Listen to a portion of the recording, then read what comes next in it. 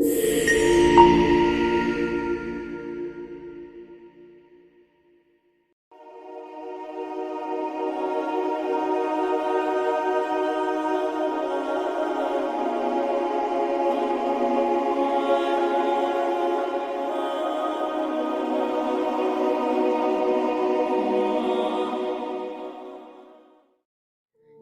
Temmuz 2026'da Celcelutiye zamansız mekansız şifreler eğitimini yapacağız. Bir uzmanlık eğitimi derinlere inmek için. Kötülüğün sebebi ne? Neden bu kadar kandırıyor? İyilik çok mu zor? Gizli doktrin ve gayb alemlerinin açılması, Celcelutiye duası, İsmi Azamı ve tüm sırları. Allah'ın Bedi ismi ne demek? Bedi'nin arkasında ne var? Celcelutiye havas ve esrarı. Celcelutiye içindeki mukatta harfleri, esmalar, Süryanice esmalar, ayetler, Celcelutiye ve astroloji ilişkisi. Celcelutiye ile bilincinizi arındırma, şifa çalışmaları. Celcelutiye beyitleriyle kapalı kapıları açalım, detaylı çalışma. Hatemi, Süleymani ve Celcelutiye İsmi Azamı. 7 harfin sarı ve Fatiha, Hazreti Ali'nin ağlatan hayatı, Hazreti Ali'nin ilmi yolu, gerçek İslam yolu. Hazreti Ali'nin kaybolan gizemi, Zülfikar kılıcı, Celcelutiye'nin cinlerle ilgisi, Hazreti Hasan ve Hazreti Hüseyin'in sonrası Alevilik, Hazreti Adem'den gelen Mührü Süleymani sırrı, Berhetiye ve 5 ayet sırrı, Cevşen-ü Kebir sırrı açıklaması, Evrad-i Kutsiye duası açıklaması, El Kulubut Dariya yakaran gönüller duaları, zikir nedir? Derine inelim. Sekine duası, Cünnetil Esma ve 19 hacet namazı bağı, İbnül Arabi'nin salavatları, İmam-ı Gazali'nin duaları ve korunmaları, dualar, vevkler, büyüler ve çözümleri, örnek hayatları da inceleyelim. Her bir fert, kazandıklarına karşılık Allah katında tutulan bir rehindir. Müddessir 38. Burada anlatılan sır nedir? Ruhun karanlık odaları ve ışığa çıkış yolculuğu. Artık kıyam zamanı, bilmediklerimizi öğrenmenin zamanı. Hazreti Adem elmayı kopardığı zaman artık bizim gibi oldu denmesinin arkasındaki hakikati bilme zamanı. Kıyam, ey insanoğlu, tekrar ayağa kalk ve doğrul, kendini bildir. Kendini bilen Rabbini bilir. Hepinizi bekliyorum 25 Temmuz'da sevgili dostlarım. Allah ilmimizi arttırsın, hak yolunda yürümeyi hepimize nasip etsin inşallah. Ne zamandır yapmayı istediğim bazı konular var. Bunlardan bir tanesi de devler. Bir süredir incelediğim. Ama söze şöyle başlayalım. Biz bu dünyayı 5 duyuyla algıladığımızı düşünüyoruz. Dokunmak, duymak, hissetmek, tatmak, koklamak, görmek. Bunların aslında hepsi aynı işlevi yapıyor. Mesela elindeki telefona bak. Biz bunun telefon olduğunu nasıl algılıyoruz? Dokunup hissediyoruz, görüyoruz. Ama aslında bu nedir? Biz gördüğümüz zaman veya duyduğumuz zaman ne oluyor? Duyuların hepsi aynı şekilde çalışıyor. Gözümüz beyne elektrik sinyalleri iletiyor. Beyin de bunu zifiri karanlık bir yerde görüyor. Bilimsel açıklıyoruz. Kafamızın arkasında, arka lobunda ufak bir kısımda görme odası denen bir kısımda görüyorsun. Orası zifiri karanlık. Orada hiç aydınlık yok. Aslında beynin hep karanlıkta. Biz hep karanlıktayız. Orada elektrik dalgalarının yarattığı görüntüler oluşuyor. Bunlar bizim algılarımız. Peki bu sinirleri kesersen ne olur? Beyne elektrik gidiyor sonuçta. Eğer bu elektriği kessek ve yerine farklı bir elektrik türünü versek ya da bambaşka bir frekansı, o zaman o telefon diye gördüğün nesneyi çay bardağı olarak algılayıp ondan çay içebilirsin. Bu yüzden halen daha bilim bu konuları tartışıyor ve maddenin tam karşılığını kanıtlayamıyor. Ya da kanıtlıyorsa da uyuyan insanlar uyanmasın diye ellerinden geleni yapıyorlar. Artık hepiniz bu yaşadığımızın, Bu Matrix filmleriyle falan da bayağı bir uyananlar oldu ama sadece izleyip uyanmayanlar da çok. Elon Musk bile Deccali sisteminin temsilcisi bile olsa aslında o sistemi kabul etmiyor ama bir yerde kendini robotlaştırmak istediği için ve dünya yok olursa Mars'a gidip orada tanrılaşırım dediği için olur falan diyor. Ve önde o da diyor ki dünya bir hologram. Bilim adamlarının hepsi de artık bu fikirdeler. Peki zaman içerisinde bu dünyada burası ne? Bir laboratuvar alanı. Tarla daha doğrusu hasat ediliyor. Kıyametlerle. Kıyam aslında dik dur, yeniden uyan. Bir circle daire, başlangıç elif, lam, mimle kapanış. Mimle hasat ediliyor. Bu dünyanın insanı da ciddi manada bu bedenin içine girdiği zaman ruh elektriği robotların içerisinde farklı bir elektrik türüne dönüştürüyor işi ve bu da Matrix'i besliyor. Şimdi insan türü çok hızlı yayılan ve bulunduğu ortamı da kirleten bir tür. Doğadaki hayvanlara baktığın zaman ihtiyaçları kadar besleniyorlar. Bu avcı hayvanlar bile karınlarını doyuracak kadar. Ama insanoğlu bir kere gücü elde etti mi siyasi yönden ya da her türlü şey yapıp bir takım grupların içinde olup zenginleştikten sonra doymak bilmiyor. Altına, zenginliğe, yemeğe, içmeye ve tatmin de olmuyor. Sonra Epstein gibi konularda sapkınlıklar yaşayıp oraya katılanların tehdit edildiği, şantajla kullanıldığı bir ortama dönüştürülüyor. Bize benzeyen doğadaki tek canlı da virüsler. Çok hızlı yayılan ve bulundukları ortamı yok etme yönünde yaşayan varlıklar. Diğer varlıklar yetecek kadar çoğalıyorlar. Şimdi neden acaba insan türü bu dünyada tohumlandı? İlk yapılan Matrix'in bu şekilde negatif yapılmadığını biliyorum ya da hissediyorum diyeyim. Daha sonrasında insan hologramının diyelim robotuyla ruh dediğimiz ruh Allah'tandır gereği ikisinin tam uyuşmamasından dolayı daha çok acıdan beslenen bir Matrix programına dönüştürülmüş ve altıgene dayanan aynı Arap etekleri gibi bu konuyu daha çok açacağım ben. Ve neyi açacağım? Cin matriksinden insan matriksine geçişi, insan matriksinden cin matriksine ve melek matriksine geçişi anlatacağım. Geçen eğitimde detaylı anlatmıştım. Daha da devam ettireceğim. Ve bu yeni eğitimde de Kur'an'a bağlı olarak bu konuyu açacağım. Ayetlere bağlı olarak. Çünkü ayetlerde de insanoğlunun bu matrikste rehin olduğu kaç tane ayette yazıyor? Bunun anlamı yaptıklarına karşılık rehin olarak tutulur diyor. Yani burada yaptıklarından sorumlusun, iyi ya da kötü. Bu dersleri almak için sen burada tutuluyorsun. Bu dersleri almanın da tek bir sebebi hasada uygun bir varlık olman, çabuk çoğalman ve iyi ürün vermen.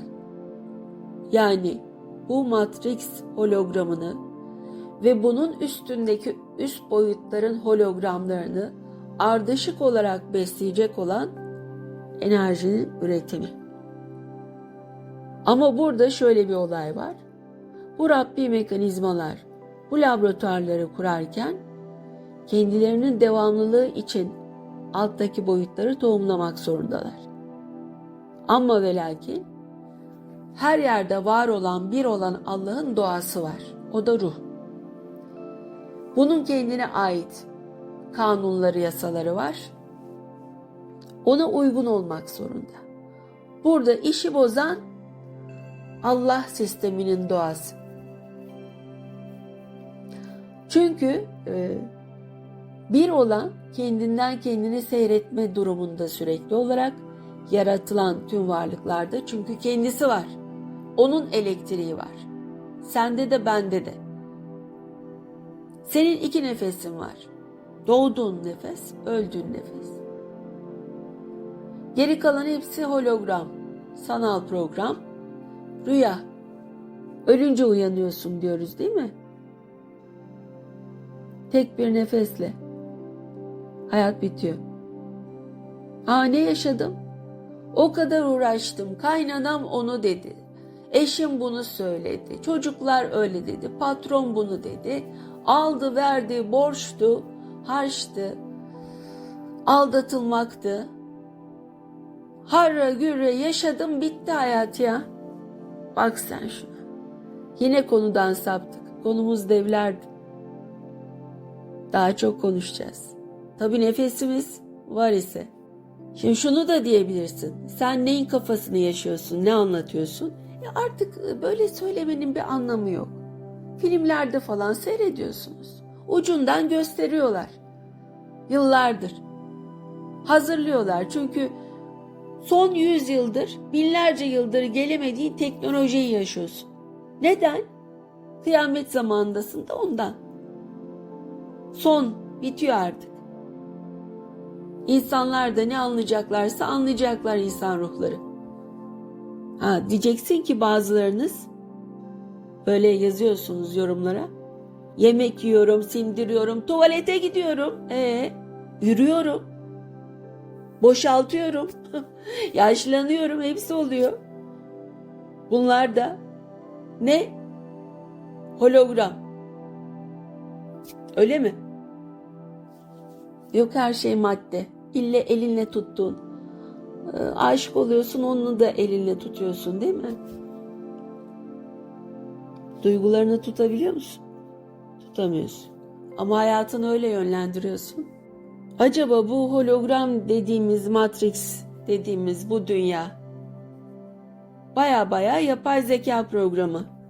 Elektriğin farklı türevlerinin değişim dönüşüm kodlamaları. Azıcık matematik okuyalım ya. Ben çok severim matematiği. Matematik dediğin şey ölçme biçmedir. Analiz yeteneğidir. 3300 yıllık bir Mısır belgesinin ortaya çıkarılmasıyla kutsal kitaplarda anlatılan devlerin efsane olmadığı kanıtlanmış. Papyrus boyları 2,5-3 metre olan şu su halkıyla karşılaşmaları anlatıyor. Tarihte farklı insansı türler çok fazla oldu. Hatta bugün ırklar diye gördüklerinizin hepsi de farklı Ademlerden gelen insansılar. Çok küçük, parmak çocuk gibi insanlar da oldu. Çok büyük. Hatta bazılarının boylarına Sümer'de falan 120 metre göğe kadar başı uzanıyordu. Genelde söylenilen 2,5-3 metre civarında boyları olan, tepegöz olan, çok başlı, çift başlı, 4 kollu, 6 kollu, 6 parmaklı, boyları genelde bu civarda olan devlerden bahsediliyor pek çok toplumda. Bu Gulliver'in masalı falan. Zamanında dinozorlar yaşamışlar. Elinizde kanıtlar var. Sonra büyük memeliler yaşamış. Mesela yunuslar, balinalar. Kollu ayaklı varlıklarmış. Sonra denize geçmişler zaman içerisinde. İnsanlar da çok farklı şekilde üretilmişler bu laboratuvar alanında. Devler de bunlardan biri. Ama devlerle ilgili çok fazla efsaneler var. Onları tanrılaştırma durumları var. Dinozoru üreten Rabbi mekanizma dev gibi insan da üretir. Yani burası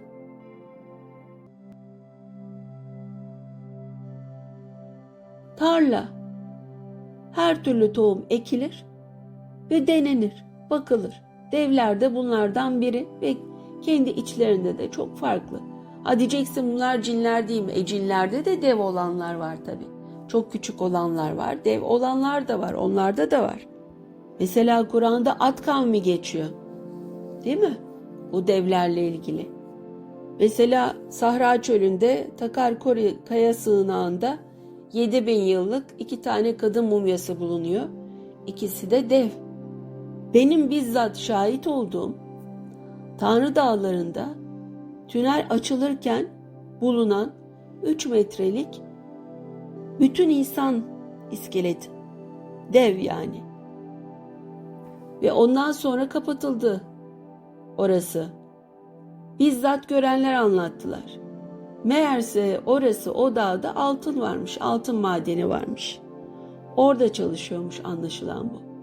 Atlantis zamanında da, Hazreti Süleyman zamanında da bu devler kullanılmıyor muydu? Tabii ki. Savaşlarda Hazreti Davut Golyat'la savaşması falan, değil mi? Bunları da konuşalım. Nefilim sözcüğü İbranice düşmek anlamındaki nafal kökünden gelir. Metinlerde onlar Giborim yani büyük savaşçılar, kahramanlar, olağanüstü güç sahibi varlıklar olarak tanımlanır. Onlar bütün dünyada ün salmış kişilerdi. Daha sonraki uygarlıkların yarı tanrı ve efsanevi kahraman diye anlattıkları bunlar olduğu düşünülüyor. Onlarla aynı dünyada yaşamak nasıldı acaba? Kenan ülkesinde bu İbraniler Anak soyundan gelenlerle karşılaşıyorlar ve şöyle diyorlar. Kendi gözümüzde çekirge gibiydik, onların gözünde de öyle görünüyorduk. Üstelik bunlar Nefilimlerin zayıflamış son kalıntılarıymış. Tufan öncesinde ise onlar her yerdeydi ve her şeye hakimdiler. Ben Hazreti Süleyman'ın, Hazreti Davud'un, diğer peygamberlerin de söylenilen tarihlerde değil, Atlantis zamanında bizim peygamberimizin haricinde. Hadi Hazreti Musa ve İsa'yı da yakın döneme koyalım. Ama onların da benzerleri kadim Sümer metinlerinde var. Bir tek peygamberimizle ilgili görünmüyor. Hepsinin Atlantis zamanında tufandan önce yaşadıkları görünüyor. Ve bu devler de son tufandan, kıyametten önce, yani buzulların erimesi ve deniz seviyesinin 120 metre yükselmesinden önce bu dünyada her yerde yaşıyorlardı bunlar. Varlardı yani. Ancak anlaşılan bunların hepsi ölmemiş ve tufandan sonra da küçük gruplar halinde yaşamaya devam etmişler. Ki sonrasında da görülenler var çünkü. 2000 yıl boyunca gizli kalan Ölü Deniz yazmalarında Devler Kitabı bölümü var. Yaratılışı anlatıyor, Yaratılış 6'da, ama çok kısa söz ediyor. Diyor ki insanlar yeryüzünde çoğalmaya başladığında ve kız çocukları doğduğunda Tanrı'nın oğulları insanların kızlarının güzel olduğunu gördüler ve onları kendilerine eş aldılar. O günlerde yeryüzünde Nefilimler vardı. Sadece birkaç cümle. Ardından hikaye doğrudan Nuh'a ve tufana geçiyor. Yani arada olanların hepsi çıkartılmış, bilerek ve isteyerek. Öyle anlaşılıyor. Bilinmesi istenmemiş. Kim bilir nerelerdedir, hangi krallıkların gizli odalarında bunlar saklanıyordur. Devler kitabının anlattığına göre gözcüler adı verilen meleklerin yeryüzüne inmeleri böyle başlıyor. Aynı gelenekten gelen 1. Hanok kitabına göre bu meleklerin sayısı 200'dür. Hepsi Hermon Dağı'nın eteklerinde toplanır. Liderlerinin adı Şemyaza'dır. Ve yemin ederler. Bu yeminin amacı ileride hiçbir meleğin yaptığı işten tek başına sorumlu tutulmaması. Yeryüzüne indikten sonra insan kadınlarıyla evlenirler. Fakat yalnızca çocuk sahibi olmakla kalmaz, onlara yasak bilgiler de öğretirler. Metne göre her gözcü melek insanlığa farklı bir bilgi getirir. Azazel, kılıç yapmayı, kalkan üretmeyi, demir işletmeyi, altını çıkarıp kullanmayı öğretir. Azarak büyü ve tılsımları öğretir. Araros büyü bozma yöntemlerini öğretir. Barakel yıldızları astrolojiyi öğretir. Kokabel takım yıldızları öğretir. Ezekiel bulutların bilgisini aktarır gibi. Metinde şöyle bir ilave yazıyor. Dünyanın en tehlikeli okulu kurulmuştu. Ne üzerine? Matematik, silah, büyü, astroloji ve gizli bilgiler öğretiliyordu.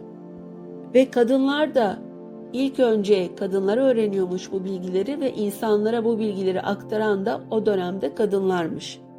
Daha sonra kadınlar hamile kaldılar. Doğan çocuklar sıradan insanlar olmadı. Devler kitabı onları korkunç yaratıklar olarak tanımlıyor. Vücutları öyle farklıydı ki 1. Anok kitabı boylarının 3000 arşın olduğunu yazıyor. Yani 2 kilometre. Elbette bunun gerçek bir boy olması bize göre normal değil. Ama o dönemde devler dediğin nefilimler dünyada yaşıyor. Yani senin gibi normal insanlar da yaşamıyor dünyada. Ve bu melek dediğin varlıklarla normal insan dediğin ya da nefilim dediğin varlıkların genetiği de uyuşmuyor. Bir melez ırk ortaya çıkmış ve bu melez ırk da normal değil. Sonra bu devler kitabında devlerin ismi geçiyor. Mesela Ohya, Haya, Mahavay, Gılgamış. Bunların gördükleri rüyalar, Hanok'a gönderilen elçi, tufanın yaklaşmasını anlatan bölümler var. Bu devler kitabında nefilimlerden bahsediliyor. Onların isimleri de var, onlardan da bahsediyor. Bunlar konuşuyorlar, düşünüyorlar, rüyalar görürler. Hatta kaderlerinden korkuyorlar. Bu metinde adı geçen devlerden bazıları Ohya, Şemyaza'nın oğlu. Haya, Ohya'nın kardeşi. Mahavay, Gılgamış, Humbaba, Ahya. Bunlardan en iyi bildiğiniz Gılgamış. Mezopotamya'nın ünlü Gılgamış destanı değil mi? Bu devler kitabına göre kendi istekleriyle doğmamıştır bunlar. Babaları gözcü meleklerdir. Anneleri insanlardır. Doğdukları andan itibaren kaderleri belirlenmiştir. Sonlarının geleceğini bilirler ama bunu değiştiremezler. Bu yüzden devler kitabı onları yalnızca kötü yaratıklar olarak değil, acınacak varlıklar olarak gösterir.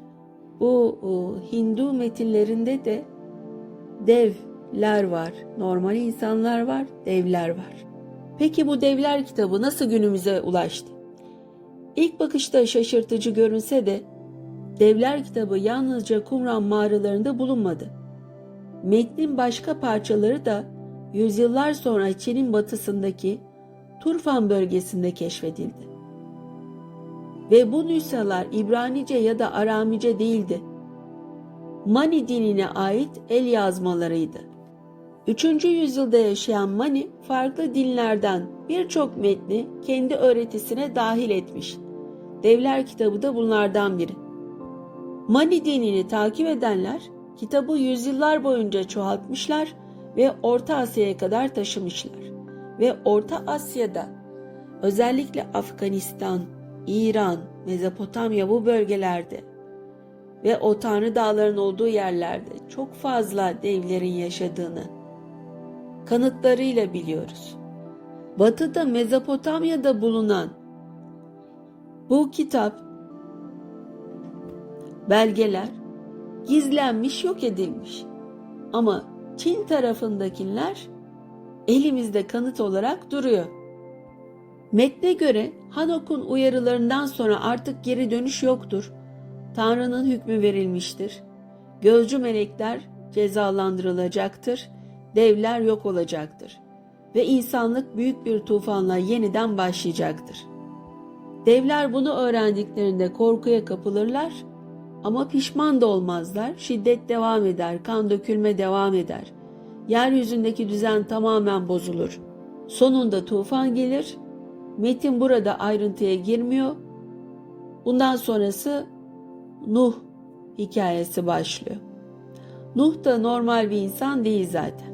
Aynı şekilde devler Gılgamış destanı eski Sümer tabletlerinde, Babil kayıtlarında, Yunan mitolojisinde Titanlar, Hint destanlarında Vimanalar, hatta bazı Orta Amerika efsanelerinde farklı şekillerde karşımıza çıkıyor. Sadece onlarda da değil, mesela İskandinav mitolojisindeki Jötunlar, Kelt mitolojisinde Fomorlar, masallarda hep devlerden bahsediyor. Zaten eskiden bilgiler ağızdan ağıza, dilden dile böyle masallarla anlatılıyormuş. Bu bir anlatım biçimi. Şimdi yıllar boyunca 19 yıl neredeyse o bölgelerde yaşamış biri olarak Orta Asya'nın cennetimsi ortamı batıya doğru ilerledikçe, İran'a doğru uzadıkça daha böyle sarp dağların, karanlık vadilerin, ürkütücü yerlerin olduğu bir hale dönüyor. Öyle İran'a herkes saldıramaz. İran'ın içinden çıkamazlar. Aynı şekilde Özbekistan'a kadar olan o bölge. Kayıp uygarlıkların, fısıldayan gölgelerin ülkeleri onlar. Bu topraklar yalnızca tarihiyle değil, aynı zamanda efsaneler, kayıp uygarlıklar, açıklanamayan olaylarla dolu. Yüksek dağların gölgesinde iblislerin dolaştığı söylenen mağaralar, lanetli şehirler ve Afganistan'da görev yapmış askerlerin ürkütücü tanıklıkları var kaydedilmiş. Zaten daha önce de anlattım. O bölgeler cinler için de çok büyük bir yerleşim bölgesi. Olduğu gibi o alan. Ve o bölgenin uzantısı Mezopotamya'ya kadar geliyor. Bizim Güneydoğu ve Güney bölgelerimiz de dahil Tarsus gibi. Çok büyük cin şehirlerinin, yerleşim alanlarının olduğu yerler. Sonuçta bunlar bizle birlikte bu dünyayı paylaşıyorlar. Aramızda bir set var. Süre verilmiş kıyamete kadar.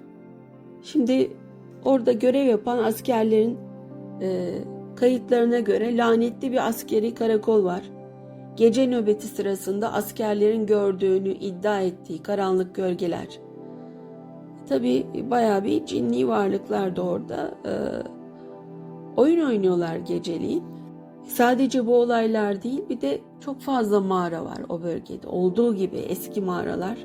Kayaları oyuyorlar zaten ev diye. Devlere dair de bir sürü anlatılar var. Burada halkın dilinde efsanelere göre bu topraklar bir zamanlar devlerin yaşadığı, devlerin ana vatanı gibi bir bölge. Daha sonrasında Moğollar da o bölgede çok büyük katliamlar yapmışlar. İnsanların, orada yaşayanların neredeyse tamamını öldürmüşler. Direnmiş çünkü oradaki insanlar. Yani her yer cesetlerle, halen daha o bölgede toprağı kazdıkça sürekli insan kemikleri çıkıyormuş. Neyse, bu lanetli karakol denilen yerde Amerikan-İngiliz askerleri. Orada görev yapıyorlar. Mesela New York Times orasıyla ilgili detaylı bilgi anlatmış. Bu Taliban olayları sırasında falan biliyorsunuz Amerikalılar o bölgede çok oldular. Geceleri gökyüzünde açıklanamayan ışıklar çok fazla görüyorlarmış. Sürekli fısıltılar karanlıkta. Telsiz bağlantıları sürekli kesiliyormuş. Havada çürümüş et kokusu, ağır kokular oluyormuş. Bunlar o bölgenin cinli arkadaşlarının yaptıkları şeyler tabii. Bu bölgede sadece Amerikalılar, İngilizler değil, Ruslar, Afganlar da çok kayıp vermişler. Yani o bölgeye kim girerse bayağı bir ölüm söz konusu oluyor. Yıllardır anlatılan en ilginç iddialardan biri, Amerikan askerlerinin Afganistan dağlarında dev bir yaratıkla karşılaşmaları. Bu kaydedilmiş. Amerikan ordusuna bağlı bir birlik Afganistan'ın Sarp dağlarında kaybolmuş Bu coğrafyada kaybolmak zaten başlı başına ölümcül bir tehlike. Arama kurtarma ekibi askerleri bulmak için bölgeyi taramaya başlamış. Araştırmaları sırasında büyük ve karanlık bir mağaranın girişine ulaşmışlar. Fakat onları mağaranın girişinde devasa bir varlık bekliyormuş. Bu askerlerin iddialarına göre bu yaratık insana benziyor. Ancak boyu ve görünüşü normal bir insan gibi değil. 3,5-4,5 metre boyunda diyorlarmış. Kaslı, kaya gibi böyle görüntüsü. Kızıl, uzun saçlı, sakallı. Elinde 6'şer parmak bulunuyor. Genelde bulunan kayıtlarda ister kile kaydedilsin, ister parşömene, hepsinde neredeyse hep kızıl saçlı bunlar ve 6 parmaklı olmaları söyleniyor. Ama bunların çift başlı olanları var, çok kollu olanları var, çok ayaklı olanları var ya da tepegöz olanları var. Tepegöz masalında olduğu gibi. Bunlar da gerçekler. Dişleri çift sıra halindeymiş, bizimki gibi değil.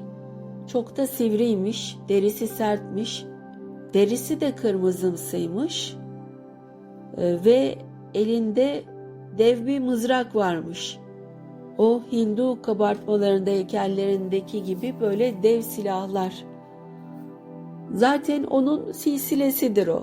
Orada yaşayan varlıkların silsilesi. Yani mesela Shiva'nın da çok büyük olduğunu biliyorsunuz.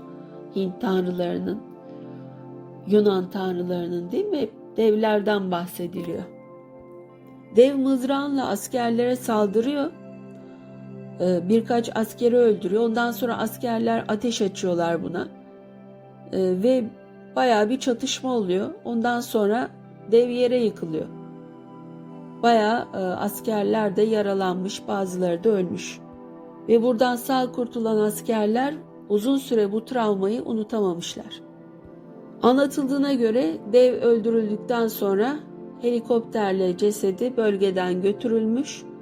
Ama sonra nereye götürüldüğü, kimlerin teslim aldığı falan bilinmiyor.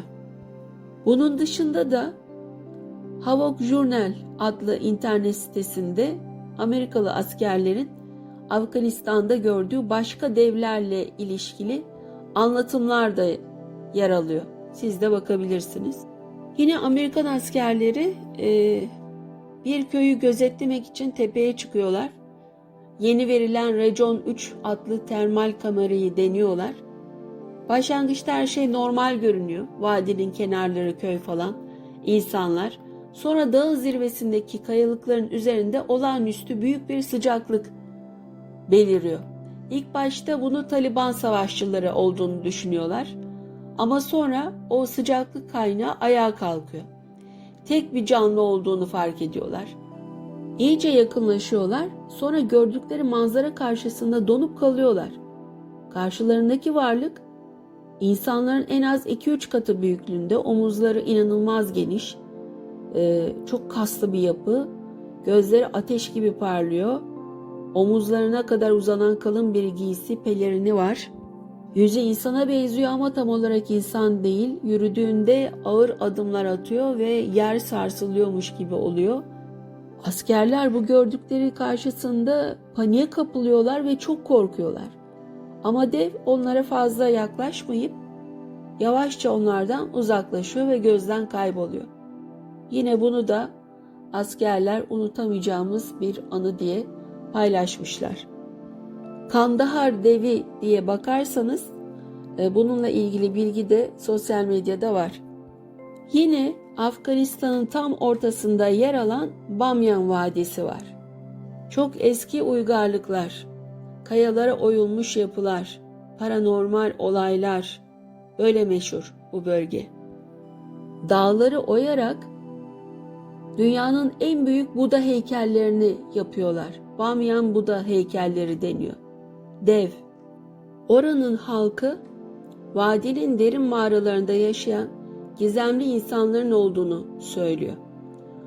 Bu varlıkların dünyayla bağlarını kopardıklarını, ancak olağanüstü bilgi ve ruhsal güç kazandıkları söyleniyor. İşte bu Hindu gurular falan, bu Hint tanrılarının olduğu asıl bölgeler buraları. Yani inzivaya çekildikleri, onları gördüğünü iddia eden kişiler, tarif etmekte zorlandıkları tuhaf deneyimler yaşadıklarını anlatıyorlarmış. Bazıları ise dağların içinde insanın anlayamayacağı güçlerin bulunduğuna, yani bambaşka uygarlık, şehirler, güçler ve bölge halkı mağaralara büyük saygı gösteriyor ve oralara da yaklaşmaktan çekiniyorlar. Şimdi oraları gezdiğiniz zaman zaten bambaşka bir dünyayla karşılaşıyorsunuz. Çok ağır bir frekans var. Hani bir an önce buradan gideyim durumuna geçiyorsunuz. Neredeyse o bölgelerin yarısını gezmişimdir. Hindistan bölgesi, Çin'de zaten yaşadım. Dolayısıyla çok farklı. Hani Türkiye'de uzun süre yaşayıp da oralara gideyim, gezeyim, turistik gezi falan çok zorlanırsınız. Hem çok ağır bir frekans var, havası farklı, toprak farklı, yiyecekler farklı. Hadi Hindistan bir derece diyelim, Endonezya tarafları falan biraz daha rahat ama daha böyle yukarıya çıktıkça o Afganistan, İran tarafına doğru gittikçe daha da artık çok ağır bir enerji var. Orta Asya'da kuzeye doğru çıkıldıkça o enerji daha böyle latif, cennetimsi bir enerjiye dönüşüyor. Şimdi bu Bamyan Vadisi hani Moğolların, Türklerin batıya doğru gidişlerindeki buluşma noktası, ana yol. Asya'nın en önemli kültür yollarından biri aslında. Çin'den Hindistan'a, Buhara'dan Tibet'e uzanan ticaret yolları burada kesişiyor. Ve bu bölgeler altın, uranyum, elmas yataklarının da çok olduğu. İran tarafına doğru gittiğin zaman da petrolün de çok olduğu bölgeler. Bu bölgeler. Yerin altı dolu yani. Ve ben Zülkarneyn'in Seddi'nin o bölgede olduğunu bir görümde görmüştüm. Yapıldığını görmüştüm, nasıl yapıldığını. Yani Hazreti Davut'un dağı da orada zaten. Ait sandıklarından bir tanesinin de yine o bölgede bir dağın, mağaranın içinde, suyun içinde olduğunu görmüştüm. Bunu daha önce de anlattım. Yine bu Seddin o bölgedeki bir dağ gibi yapı olduğunu görmüştüm. Bazıları diyor ki Güney Amerika'da işte. Olabilir. Zülkarneyn tek bir bölgede olmadı çünkü. Birden fazla bölgede oldu. Şimdi o bölgedeki inanç da Budizm, Hinduizm, eski inançlar, yani Atlantis'e ait olan inanç sisteminin bu bölgede çok yaygın olması da normal değil. Devleri Atlantis'ten bakıyor olarak düşünürseniz zaten Hint kıtasıyla Çin kıtası, Asya kıtasının çarpışması sonucunda oluşan oradaki büyük bir tektonik alan var. Depremler de zaten en çok bu yüzden oluyor. Yüzüyor kıtalar, biliyorsunuz. Bilim adamları da bunu söylüyor. Ben uydurmuyorum yani. Bilim adamlarının söylediğine bakın. Tufandan sonraki dönemde yukarıya çıkıyor. Güneyden Hindistan. Ve Atlantis'in olduğu bölge tufandan önce Güney Yarımküre'de. Çünkü kuzey buzullarla kaplı ve yaşanmayacak durumda. Yaşam güneyde. O yüzden Atlantis güney bölgesinde, Güney Amerika bölgesi de, bu Afrika'nın etrafı da, Antarktika'da, Hindistan'da, ondan sonra Yeni Zelanda'ya kadar olan bütün o bölgelerde hep Atlantis'le ilgili. Dinde yine Atlantis'e o bilgiler, halen daha bizim anlayamadığımız muazzam bilgi. Çin tarafında Mu'dan geliyor, Hint tarafında Atlantis'ten geliyor. Ve bunların Ademleri de farklı. Son Adem ise Afrika'ya, cennet ortamına, Victoria Şelalesi'nin olduğu bölgededir ki Bu bölgede de yine altın madenleri çok fazla. Şu anda bütün dünyanın gözü de bu Zambiya gibi Victoria şelalelerinin olduğu ülkelerde, oraları paylaşılmaya çalışılıyor. Büyük kaynaklardan dolayı. Hatta Türkiye'den de bir sürü yatırımcılar o bölgeyle ilgileniyorlar şu anda. Bu bölgede çok fazla eski medeniyetlere ait yapılar varmış ama daha sonra İslam adı altında hepsini parçalamışlar, yok et. Halen daha Buda heykellerini falan, değil mi? Taliban kaç tanesini patlattı. Ve Moğolların da o bölgeden geçerken, biliyorsunuz Moğollar çok fazla kıyım yaptılar. Her şeyi yakıp yıkmışlar, yok etmişler. Bir de yine o bölgede Afgan Sfenksi var. Aynı Sfenks'e benzeyen öyle bir yapı var. Başka bir efsanede Zoak'ın kayıp şehri. Pers mitolojisinde yer alıyor bu da. Zohak ya da Dahak, omuzlarında 2 yılan bulunan devasa bir varlık, hükümdar o bölgede yaşayan. Hint destanlarına, mitolojisine baktığın zaman da ne buluyorsun? Vimanaları ve Hint tanrılarını buluyorsun. Onlar da yine devler.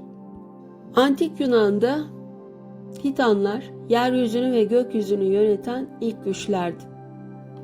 Zeus ve diğer tanrılar onları devirdi. Onlar efendilerdi. Elbette Kiklop da var. Odysseus'un karanlık bir mağarada karşılaştığı tek gözlü dev, insanları avuçlarında ezen, koyun sürülerini kaldıran tek elle bir yaratık. Dede Korkut destanlarında Tepegöz, o da tek gözlü dev. Oğuz kabilelerini dehşete düşüren, annesi peri, babası bir çoban. Yunan Kiklop'u ile Türklerin Tepegöz'ü neredeyse aynı, birbirlerine çok benziyorlar. Orta Asya'da Yelbegen var, çok başlı, göğe uzanan, devasa bir yaratık. Sümer mitolojisinde Gılgamış, 3'te 2'si tanrı, 3'te 1'i insan diye anlatılan. Hint destanı Ramayana'da Ravana, 10 başlı devasa bir varlık. Hint tanrıları da onu yenmeye çalışıyorlar. Amerikan Kızılderililerinde büyük bir ırktan bahsediliyor. Siteça, Paiute diye bir varlık. Onun da kızıl saçları var, 6 parmağı var. Yerliler son kalan bu Siteça devini bir mağaraya sıkıştırıp, mağarayı ateşe verip o şekilde onu yok etmişler. Mağaranın adı da Lovlok'muş. Gördüğünüz gibi pek çok yerde devlerle ilgili kanıtlar var. Lahitler, mezar taşları, dev insanların yaşadığına dair pek çok elle tutulur kanıtlar var. Baalbek'te çok büyük yontulmuş taşlar. 800 ton ağırlığında taşlar var ya, yontulmuş. Nasıl yonttunuz? Nasıl taşıdınız bunları? Mesela hamile kadın taşı var. 6000 yaşından büyük diyorlar. 150 tonmuş. Mesela Hong Kong'da geleneksel Çin ilaç ejderha kemiği olarak satılıyor. Dişleri yontuluyor, öğütülüyor falan. Sonra ilaç haline getiriyorlar. Şifa niyetine bunu kullanıyorlar. Yüzyıllar boyunca bu kullanılmış. Yani devlerin kemiklerine bunlar ilaç yapmışlar. Sonuç olarak devler bu dünyada yaşamış olan varlıklar, insansı varlıklar, melezlemeyle laboratuvar alanında onlar da oluşturulmuş, zaman içinde çok uzun zaman yaşamışlar, daha sonra da dünya sahnesinden silinmişler. Özellikle son tufandan sonra azalmışlar ve son 12.000 yıl içerisinde de giderek de nesilleri tükenmiş. Ben halen daha o Afgan dağlarında olduğu gibi o tür bölgelerde, dünyanın bilinmeyen bölgelerinde bunların yaşadıklarını düşünüyorum. Bilinmeyen gizemlere devam edeceğiz. Ama artık şuna eminiz ki bu Atlantis zamanındaki dönemde özellikle bu varlıkların çok fazla dünyada popülasyonu olduğunu biliyoruz.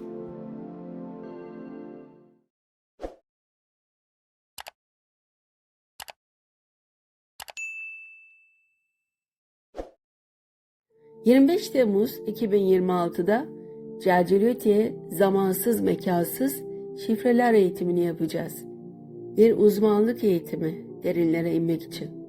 Kötülüğün sebebi ne? Neden bu kadar kandırıyor? İyilik çok mu zor? Gizli doktrin ve gayb alemlerinin açılması, Celceliyeti'ye duası, İsmi Azamı ve tüm sırları. Allah'ın Bedi ismi ne demek? Bedi'nin arkasında ne var? Celceliyeti'ye havas ve esrarı. Celceliyeti'ye içindeki mukatta harfleri, esmalar, Süryanice esmalar, ayetler, Celceliyeti'ye ve astroloji ilişkisi. Celceliyeti'ye ile bilincinizi arındırma şifa çalışmaları. Celceliyeti'ye beyitleriyle kapalı kapıları açalım detaylı çalışma. Hatemi Süleymani ve Celceliyeti'ye İsmi Azamı. 7 harfin sırrı ve Fatiha. Hazreti Ali'nin ağlatan hayatı. Hazreti Ali'nin ilmi yolu, gerçek İslam yolu. Hazreti Ali'nin kaybolan gizemi, Zülfikar kılıcı. Celceliyeti'nin cinlerle ilgisi. Hazreti Hasan ve Hazreti Hüseyin'in sonrası Alevilik. Hazreti Adem'den gelen Mührü Süleymani sırrı. Berhetiye ve 5 ayet sırrı. Cevşen-ü Kebir sırrı açıklaması. Evrad-i Kutsiye duası açıklaması. El Kulubut Dariya yakaran gönüller duaları. Zikir nedir? Derine inelim. Sekine duası, Cünnetil Esma ve 19 hacet namazı bağı. İbnül Arabi'nin salavatları, İmam-ı Gazali'nin duaları ve korunmaları. Dualar, vevkler, büyüler ve çözümleri, örnek hayatları da inceleyelim. Her bir fert kazandıklarına karşılık Allah katında tutulan bir rehindir. Müddessir 38. Burada anlatılan sır nedir? Ruhun karanlık odaları ve ışığa çıkış yolculuğu. Artık kıyam zamanı, bilmediklerimizi öğrenmenin zamanı. Hazreti Adem elmayı kopardığı zaman artık bizim gibi oldu denmesinin arkasındaki hakikati bilme zamanı. Kıyam, ey insanoğlu, tekrar ayağa kalk ve doğrul, kendini bildir. Kendini bilen Rabbini bilir. Hepinizi bekliyorum 25 Temmuz'da sevgili dostlarım. Allah ilmimizi arttırsın, hak yolunda yürümeyi hepimize nasip etsin inşallah.